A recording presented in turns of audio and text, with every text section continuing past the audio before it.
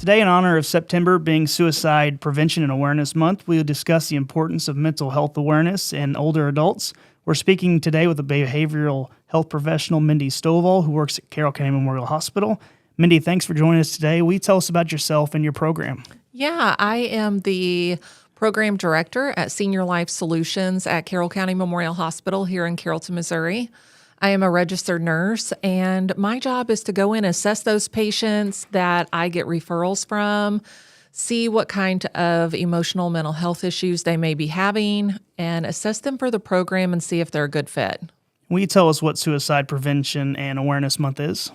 September is the month that we set aside to not only assess ourselves and see how we're doing with our own mental health, but it really is the month that we gather as mental health care professionals and organizations in the community.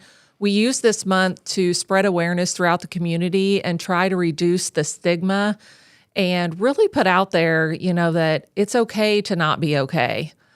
Let somebody know, talk to somebody, check in on your loved ones. What are the warning signs of suicide?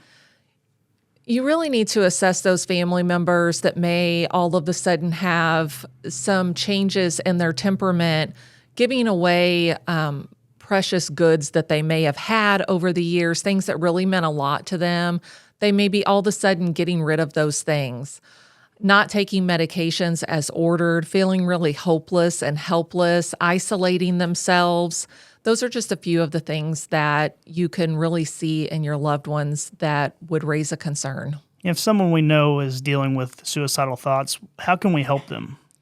So the first thing that I always tell people, and we really want to get this out there, is 988 is a suicide crisis prevention number.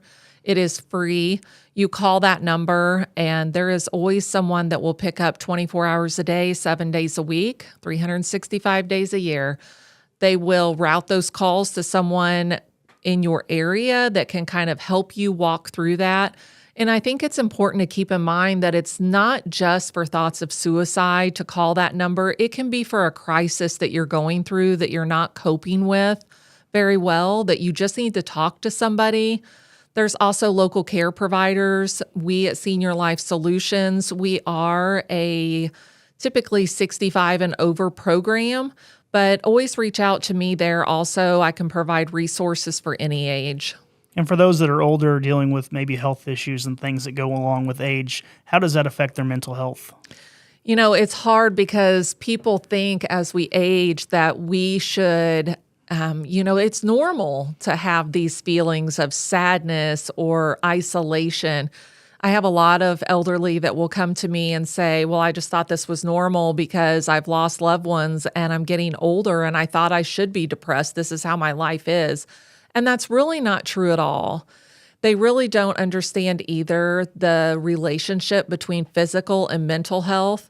So I always give the example that if you don't feel good mentally, you don't feel good physically. And if you don't feel good physically, you don't feel good mentally.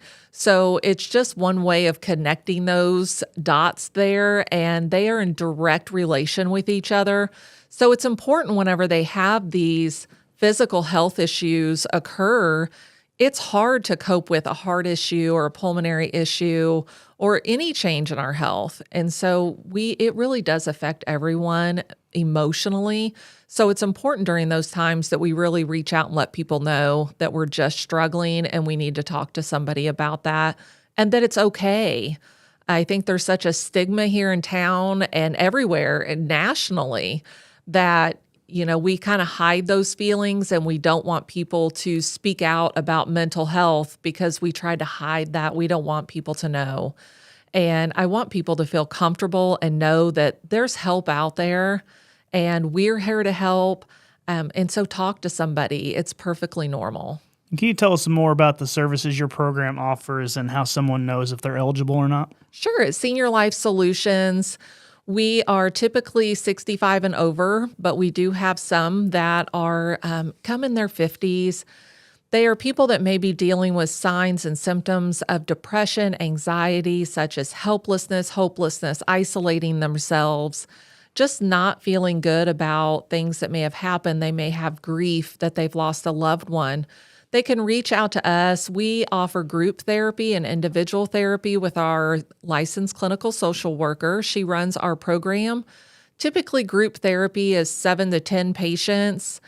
We offer 3 groups during the day, morning hours, Monday, Wednesday, Friday. You do not have to have a doctor's referral to be referred to our program. So you can refer a loved one, someone at church, your neighbor, yourself. You do not have to have a mental health diagnosis or be on any types of medications to be in our program. And the best way to know if you're eligible is to give us a call. I can come out and assess you for the program, see if you're a fit, and then we always collaborate with the primary care providers to let them know what's going on also. And do you have any final thoughts about Suicide Prevention and Awareness Month or mental health in general? I just want to stress that this is really a month that we all come together to raise awareness and try to break down that mental health stigma nationally. So you may see some posters and things up around town that I have passed out to some local businesses. And I really want to try to stress that it's okay to not be okay and to reach out and try to really break down that stigma. Thanks again for coming by and giving us a lot more information about this month. Thank you.